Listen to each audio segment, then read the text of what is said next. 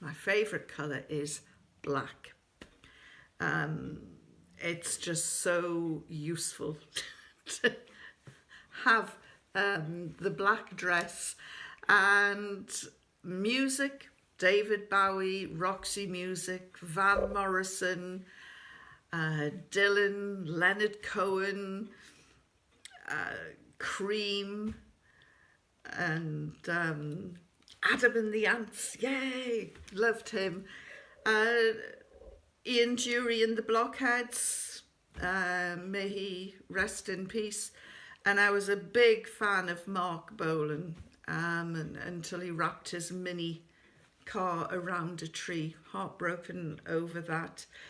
Concerts that I've been to, Rod Stewart, Queen. Oh gosh, I've really got an eclectic style of music. I also like classical music as well. And one of the most stirring pieces is Fingal's Cave, Mendelssohn. And I have promised myself, it's on my bucket list, that I'll sail to the Hebrides and sail past the island of Stafford, where Fingal's Cave is, that inspired this amazing music. I love opera as well, and the Pearl Fishers always makes me cry, although I haven't a clue what they're singing, but I know the story now, and Carmen the opera as well. Books, gosh, I've again another eclectic taste of books as well, and of course my favourite is this one, because I wrote it. So if you're into Scottish fiction, you'll enjoy this. It's Scottish historic fiction, and it's called The Caledonians, Mr. Petrie's Apprentice. It's very outlanderish, but without the sex. So it's very difficult to write about sex. I think it's best to leave it at the bedroom door, but anyway, so that's me on books and favourite colour. My other favourite colour is red, so red and black. What's my idea of a happy life? My husband is blessed with this gift of cooking. He's a chef, and he can turn his hand to anything. And my idea of bliss is getting all the work out of the way, and then he'll call me, and he's been in the kitchen and he's made something that is wonderful. And he and I will sit and talk, and I absolutely love the bones of him. He's Algerian. Algerians have two moods, happy and psycho, and there's no in between. He'll either just be quite happy or he'll shoot to the stars. But fortunately, when he comes down, he just is back to his happy self again, and I don't see that side that often. But yeah, he's I don't often talk about him. He prefers to stay in the background. But yes, that's my happiness is a dish made by him. Does it need a lot of money or brands, cars and houses? No, I don't think so.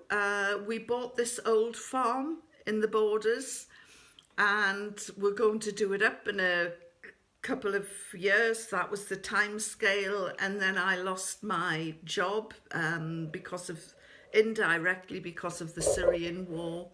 And suddenly I went from earning a lot of money to earning zero. And so it has taken more than 10 years to get the house the way it is, and there are still wires coming out of the wall. It's still ongoing, but it is great fun. And the pandemic has hit everyone hard, so I feel a little bit guilty saying this, but I have enjoyed the company of my husband for the past year. He has a restaurant in London, and so he spends a lot of his time in London, but with the pandemic and the destruction of the hospitality industry, he has spent most of his, 90% of the lockdown here, and I think we've really both enjoyed each other's company. But we are the type of couple that if you throw lemons at us, we'll make lemonade. No use trying to get on the downside. So I don't think we're that materialistic. I'm probably more materialistic than him. I'm more sort of label driven than he is. I'm not sure where I picked that from. Oh, and my other weakness is shoes. I'm too ashamed to show you my shoe wardrobe. Right, let's move on swiftly, please. What stereotypes and prejudices have you faced so far? Well, when I first converted to Islam, I wore a full hijab. And I remember going to an Italian restaurant with a group of friends, and the waiter was taking down, pasta this and pasta that and pizza this. And he came to me and he looked at me, and then he turned round and he said, "What does she want?" As though I couldn't make up a decision, or I don't know if he thought I was even English. He just said, "What does she want?" So that was quite funny. Some of the racism and Islamophobia directed towards me, I have turned into a funny situation. I remember walking near the Houses of Parliament one day, and this drunk sort of staggered to his feet, and he saw me and he said, "Why don't you go back to where you came from?" And I looked at him, and in my thickest Geordie accent, I said, Hinny, I do try and get up to Newcastle as often as I can to see me mum, but it's quite difficult at times." And he looked at me and he was surprised.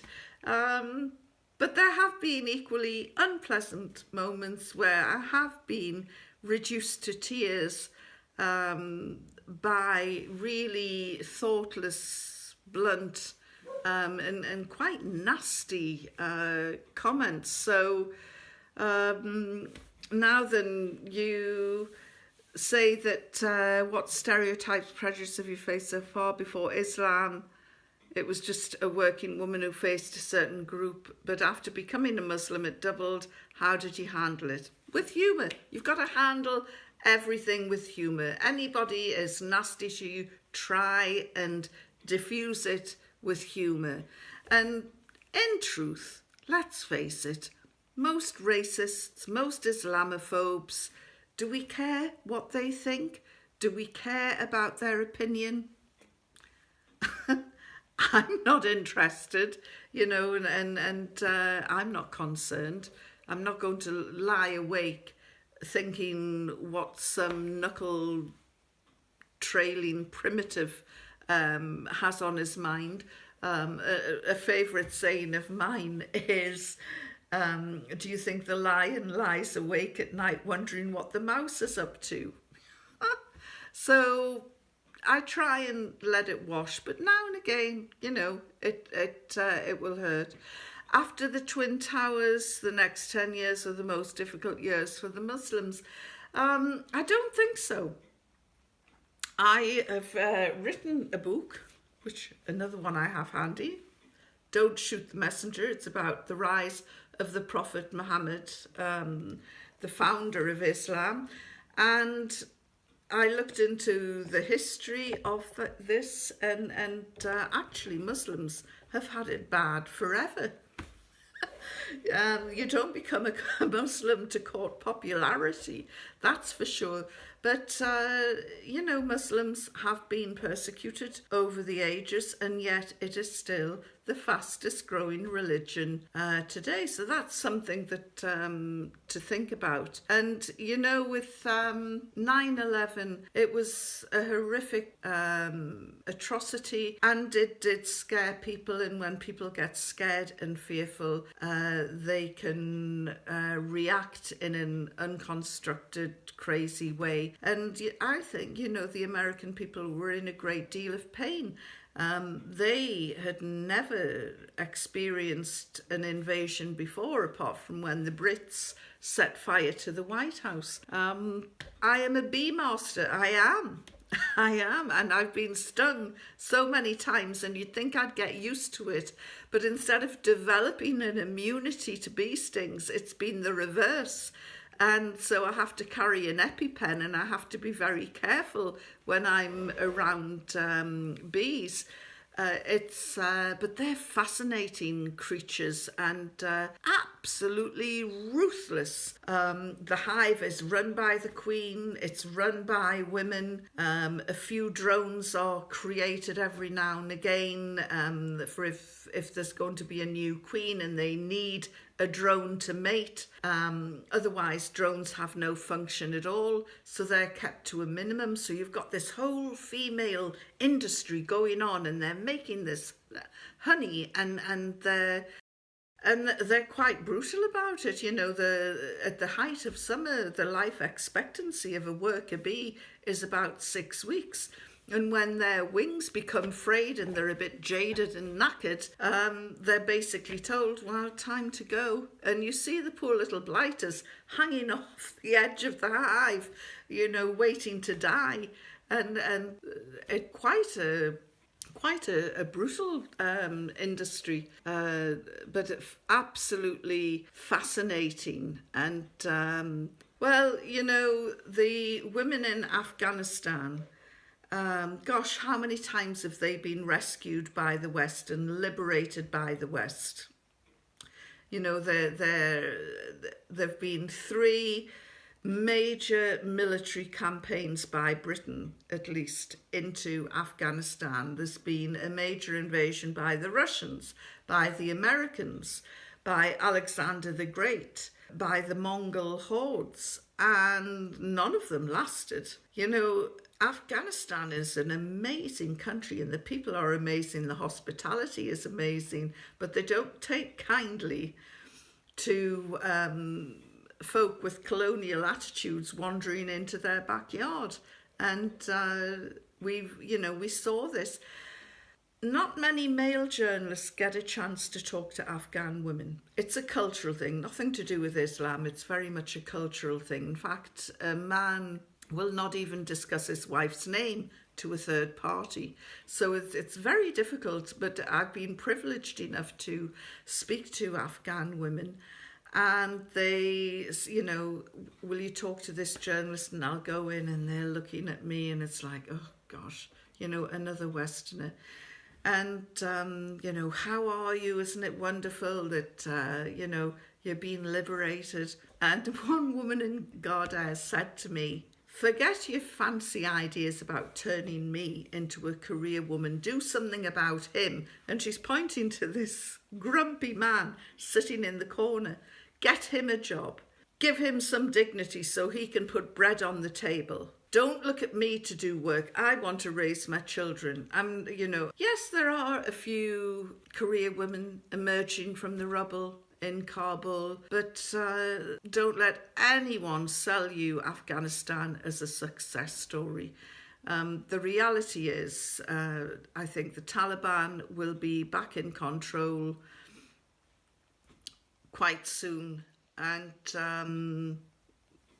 so that's probably more of a focus than anything else.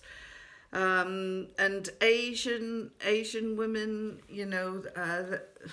Asia's such a contrast, such a clash, because you've got Asian women who are doing amazing things, leading in science, in medicine, in space travel. And then you've got the other end of the scale where they're denied an education and they're being married off as child brides.